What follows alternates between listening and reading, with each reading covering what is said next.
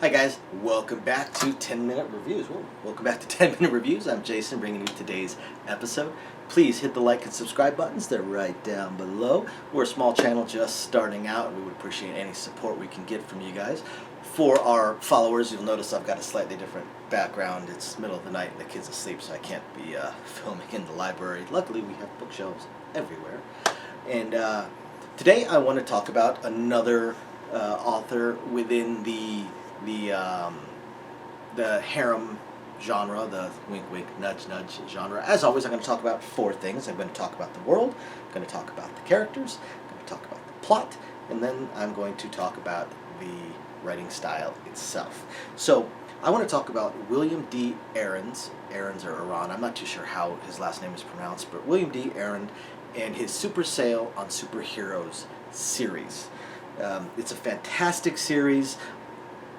I wasn't a huge fan of the last novel, but book 5, but I will definitely continue to be following. He actually has two main series, and he manages to connect them with a fairly overarching entity. But Super Sale on Superheroes. So the world is, in a way, modern times with a small sidestep. It's modern times, but you have superheroes. You have superheroes, you have superpowers, and like a lot of the smaller authors, although again he's got a couple pretty big series, so he's not super small anymore, but like a lot of the indie and smaller authors, that they tend to put a different slant on the superheroes thing, and by putting somewhat, I won't say more realistic, but different powers. And you definitely have people that have useless powers, which actually reminds me, there's a book I read a while back I'm going to have to look up so I can review it for you guys. It's fantastic. But different powers. So, and that's the world that they're in. You've got your heroes, you've got your villains, and the countries aren't quite the same. He doesn't really talk about the country so much, but mostly you're within city-states or smaller regions. The advent of supers and superpowers really changed things. So you've got regions that have very, very, very different laws. For instance, the region that the book first starts off in, or the series first starts off in, one of the things that it has is slavery. Slavery exists and is legal within certain bounds. So Super Sale and Superheroes, it follows Felix. The character's name, the main character's name is Felix. Now he is a super, but he's a weak super, if you put it that way. He has the ability to improve people, not himself, but he has the ability to improve people or things, improve them or make them worse. He can affect just about anything except himself. Now there's some lit RPG elements within his power.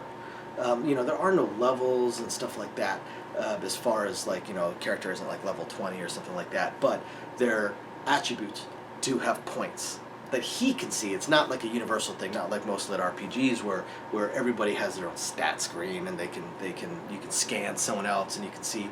But Felix's superpower gives him that ability. He can see the stats, the powers, the statuses. Is this person stunned? Is this person sick? And what are they sick from? Are they injured? What is this item here? What is it made out of? What is it worth? And he can affect those things.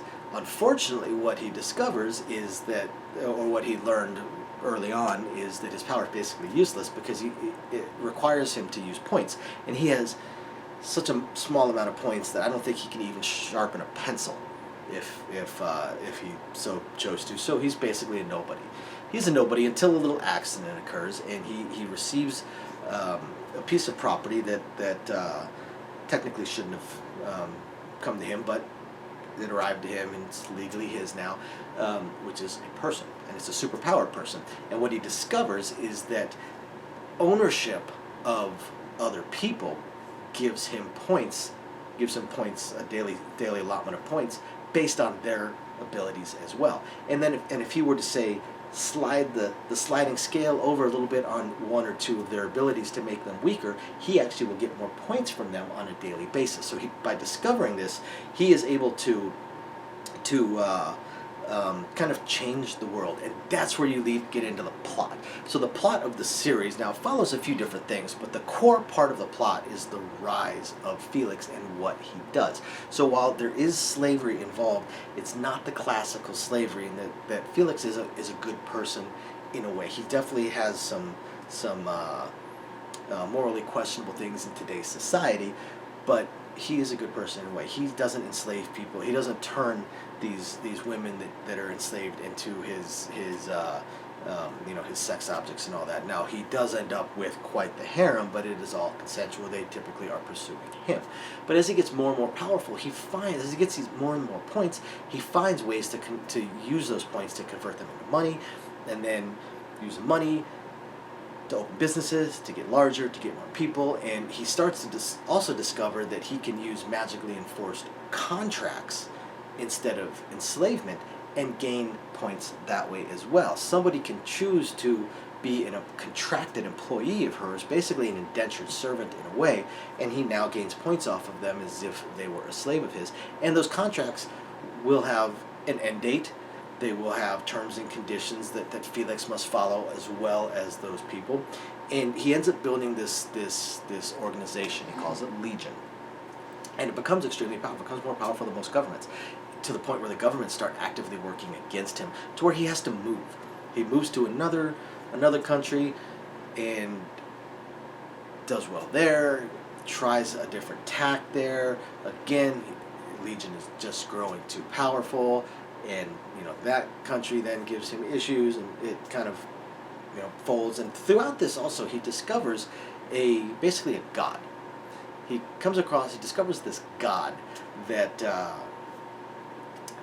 has interests in the world and interests in Felix, and through that they discover alternate dimensions, which actually ties into William D Arand's Wild Wastes series as well, which is also another harem series that I'll probably talk about at some point.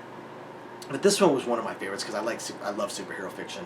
The harem side of things is very, very interesting, and then adding in a supernatural element to it, and then there's political elements to it, there's business elements to it, there's revenge elements to it. Dragons end up showing up. I mean, it's pretty interesting. So, and the writing style, it's not as snarky as most of my preferred authors, but in fact, there's not all that much snark, but it's definitely an amusing writing style. You're definitely going to smile or chuckle a lot while you are reading this series. Really, any of this series, they're pretty amusing. So if you like superhero fiction, if you like the harem fiction, you guys got to check out William D Arand. And of his two main series, Wild Wastes and Super Saiyan Superheroes, I have to recommend Super Saiyan Superheroes first. It's my favorite. I have read all the Wild Wastes. I do really enjoy those, but I think the core first three books of Super Saiyan Superheroes were absolutely fantastic. So after you hit the like and subscribe buttons, please go check it out. We will catch you guys next time. Bye now.